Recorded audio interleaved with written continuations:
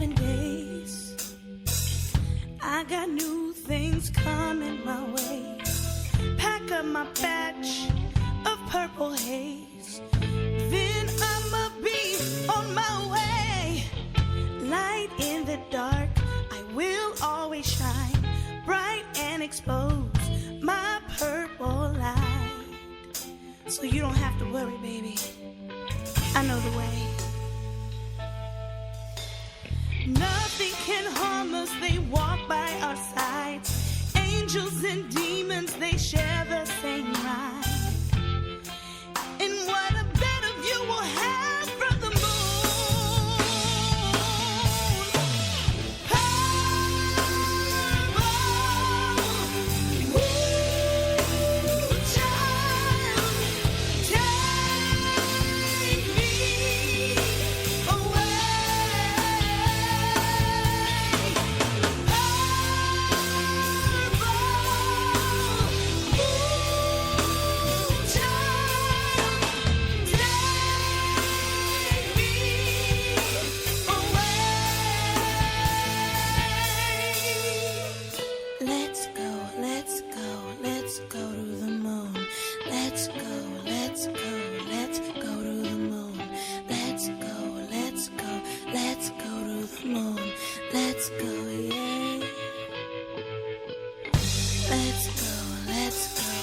It is hour number 2 of the Doug Stewart Show, baby. Let's go.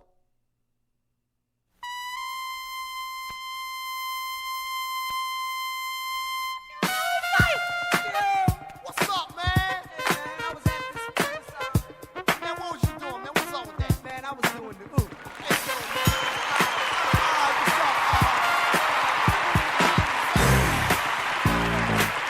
up? Welcome back to the Doug Stewart Show.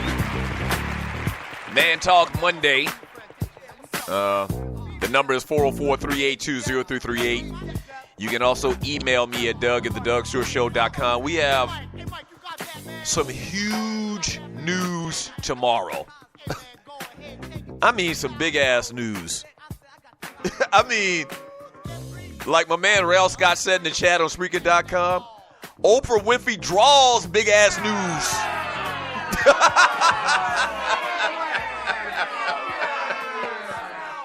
Well, Oprah be flip-flopping. Like, sometimes you see her, man, and she look like she's, got her weight under control. But then sometimes she like, Oprah Winfrey from 25 years ago. So it kind of fluctuates. But we talking about the big Oprah, okay? We talking about the big Oprah news tomorrow. The big draws Oprah news tomorrow here on the Doug Stewart Show and on the Stewart Media and Entertainment Network.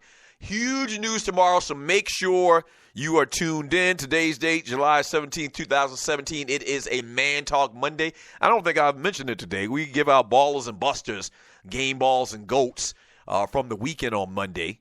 Not really a lot to give out. Once again, this is the slowest part of the year. Football season's camp's about to get started in a week or two in the NFL.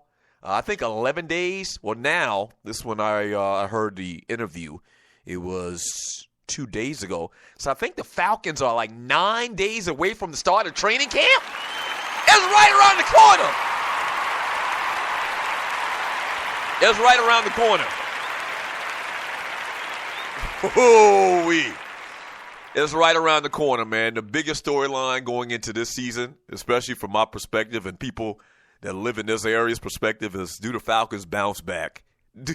Do they bounce back? A ton of great storylines coming into the season, but the number one storyline is, in my opinion, do the Falcons bounce back from that debacle in the Super Bowl this past year, man? So training camp's about to get started. 2 days about to get started in college football. We're going to talk about some SEC football. Alabama continuing to do what they do. And also the preseason all SEC teams are announced. And we'll look at Alabama. They got a huge portion of that. We'll get into that story a little bit later. I wanted to read a couple more messages in the chat on Spreaker.com before we got into this football. And let me give you number 4 on my list of the top 5 Summer League basketball players this summer. And number 5 was Jonathan Isaac, power forward center for Orlando out of Florida State. Coming in at number 4 is De'Aaron Fox Now,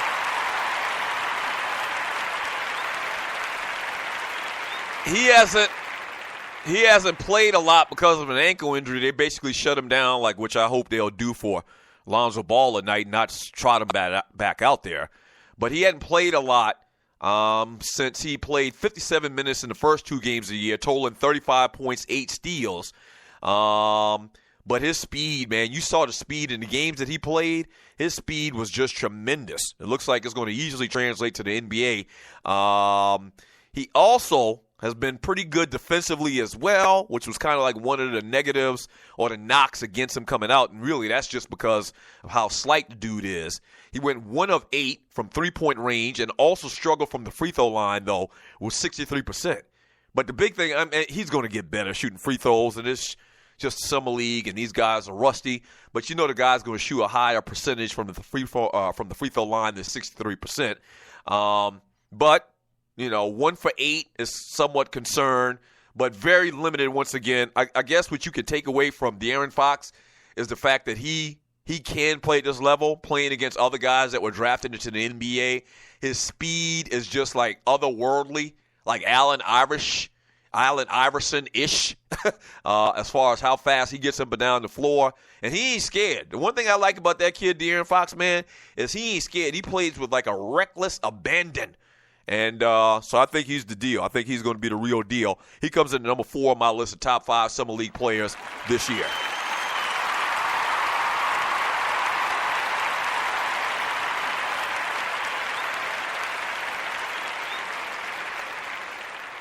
From Rough Buff in the chat on Spreaker.com. What up, Rough Buff? Good morning, sir. He says, too early for that. The league is doing well because of name recognition. Going back to the call from my man Leonard from Pittsburgh saying that they should allow, guys off the street to play. And once again, I don't think so. And I guess I agree with Rough Buff. Nah, I don't think so. Speaking of Tiffany Poole in Portland, comptroller of Ninjaville, says no one's going to pay to watch old men that we don't know play ball. Ice Cube is doing it right. Next year, more former players will play. That's another thing. I think that they'll be able to entice more players to give it a chance. Now, they've got big-name players. I kind of think that they got the players that they want. Like, they got some real big names in this thing. Like, they don't have, like, a bunch of bench warmers and guys like that. They got, like, Chauncey Billups, and they had Corey Maggette before he got hurt. Very recognizable names. Corey Maggette and what's his name? Kwame Brown. Even though Kwame is not a great player, he's got a well-known name. Dr. J and George Gervin. I mean, that's it. I mean, that's what they need to do. They need to keep that going. So I agree with you. Tiffany agrees with me I don't think that they need to go to guys off the street yet. From J Fish Microwave, that Zeke news is BS. No arrests were made, but I hear he got into it with a bouncer or someone else in his camp did. If we're going to talk about Zeke Elliot, man, and what he's facing as far as punishment for the NFL and, for alleged assault. So we'll get into that. From J Fish Microwave again, he says, but Sluggo, if they get the floor wiped with them, it makes it look Mayweather-McGregor-ish. Mockery, what they going to let Romo play to, like the Mavs, GTFOH. If Romo can play, now Romo is damaged goods right now because of that back. But yeah, I don't think adding Tony Romo, which, once again, if you don't know, Tony Romo was like a fantastic basketball player. He actually got college basketball scholarship offers, okay? But say if Tony Romo was very good, adding Tony Romo to the Big Three League, I don't think that would be a bad business move. I don't think it would be. I'm taking for granted that he's healthy. If he's healthy and, he is that good of a basketball player where he could have played college basketball, and you add Tony Romo to the lineup and let him just stand up behind the three-point line and be a spot-up shooter, I don't think that'd be a bad thing. I don't think that'd be a bad thing at all.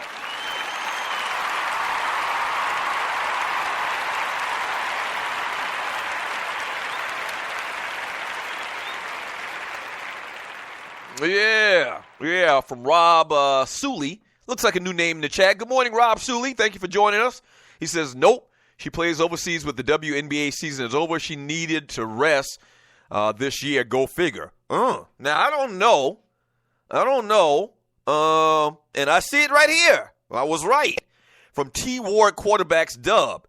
He says, Doug, I guess he should sign Cheryl Miller too.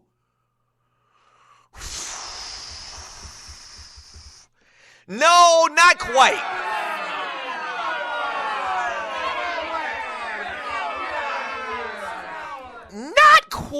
Not quite. But, and listen, this is just off the top of my head. Like my head is really going 1,000,000 miles per second. Okay. But I don't think that it would be that bad of a deal. You're listening to the Doug Stewart Show. I don't think that it would be that bad of a deal. Once again, I feel like that this league, this Big Three league, is more exhibition than actual or competitive game. You understand what I'm saying? I don't think it'd be that bad to add a woman to each team. Now, give me a second. Hold on.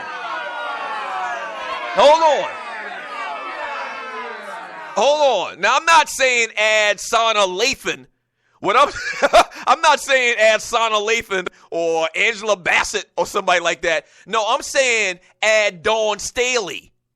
If Dawn Staley wouldn't coach in the South Carolina Lady Gamecocks. Or add Cheryl Swoops, younger than Cheryl Miller. Cheryl Miller got to be in her 50s. Okay, she has to be. But I don't think it'd be bad. Actually, I think it'd be very good. Women, the women should guard the women, so you won't have guys guarding women. But on your starting three, you have 2 dudes and a woman. Maybe 3 dudes start, and a woman comes off the bench. Whenever a woman comes off the bench, the woman has to be, enter into the game for the other team as well. Women guard women. I don't think that'd be a bad look. Cheryl Swoops, Dawn Staley. Who else can I think of? A great WNBA player from back in the day that's retired right now. I don't know. Say if Shameik Holtzclaw or Brittany Griner had just been retired. That type of player, I'll be thinking, I like that.